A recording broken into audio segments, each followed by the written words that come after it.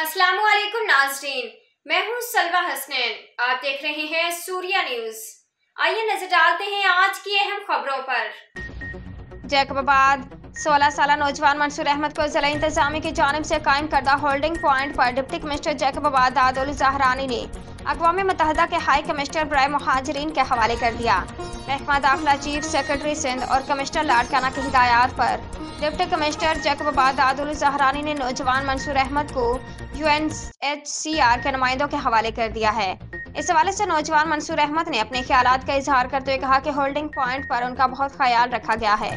जैकबाबाद की जिला इंतजामिया की जानिब से बड़ी मेहमान नवाजी का मुजाहरा किया गया है।